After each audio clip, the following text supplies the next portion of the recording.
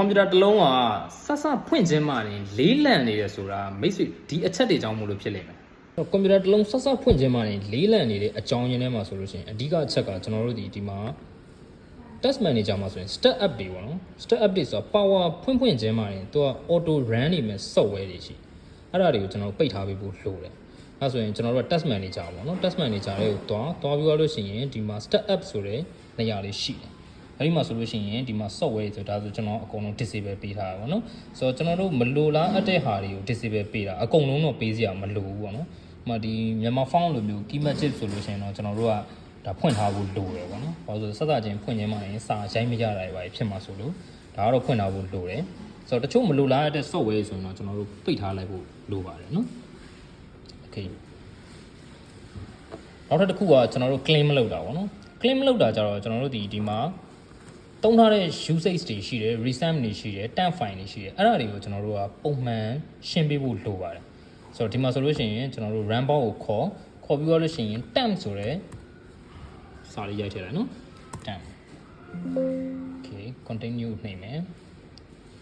ပြီးသွားရင်ဒီမှာဒီ temp file တွေရှိပါတော့ဒီ temp file တွေကိုဆိုရင်ကျွန်တော်တို့အကုန်လုံး control A နဲ့ select လုပ်မယ်ပြီးတော့လို့ရှိရင် delete လုပ်ပေးရပါမယ်အဲ့ဒီမှာဒီမှာဖြတ်လို့မရတဲ့ file တွေတော့ရှိလိမ့်မယ်အဲ့ဒါကိုတော့ skip လုပ်ခဲ့လိုက်ပါတော့okay နောက်တစ်ခုကကြတော့ကျွန်တော်တို့ temp ကိုမှအရှိအနောက်ကို percent ခံပေးရအောင်နော် percent temp ပြီးရင် percent ပေါ့နော်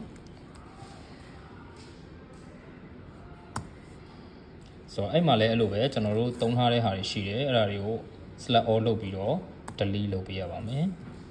ခိုင်းလိုပဲဖြတ်လို့မရတဲ့ file လေးတွေကို skip လုပ်ခဲ့ပါ okay နောက်တစ်ခုကတော့ recent ပေါ့နော် recent R E C E N T recent နော် okay ဒီမှာတော့ recent ကတော့ကျွန်တော်ဖြတ်ထားပြီးသားဖြစ်နေလို့ပေါ့နော်ရှိရပြီးရင်နောက်ထပ်တစ်ခုပေါ့နော် P R E F E T C H နော်အဲ့ဒါလေးကိုအဲ့လိုပဲဖွင့်ပေးရပါမယ်ဆိုတော့ဒီမှာလည်းအဲ့လိုပဲ file တွေအများကြီးရှိနေပါလိမ့်မယ် cache file တွေပေါ့နော်အဲ့ဒါတွေကိုကျွန်တော်တို့ control A နဲ့ select all လုပ်ပြီးတော့ delete လုပ်ပေးရပါမယ် okay ဒါဆိုလို့ရှိရင်တော့မိတ်ဆွေရဲ့ဆက်ကအတော်အသင့်ကိုပေါ့ပါသွားပါလိမ့်မယ်အကယ်၍မှမပေါ့သေးဘူးဆိုလို့ရှိရင်တော့ run ကိုထပ်ပြီးတော့စစ်ကြည့်ဖို့လိုပါလိမ့်မယ် run ကကိုသုံးနေတဲ့ software နဲ့ကိုက်ညီမှုရှိလားမရှိလားဆိုတာလေးကိုတစ်ချက်ကြည့်ရပါမယ် run နည်းနေရဆိုရင်တော့ run ဘယ်လိုတိုးရမလဲ run တိုးလို့ရအောင်လို့ဘယ်လိုကြည့်ရလဲဆိုတာလေးကိုနောက်ဗီဒီယိုမှာထပ်ပြပေးပါအားလုံးကိုကျေးဇူးတင်ပါတယ်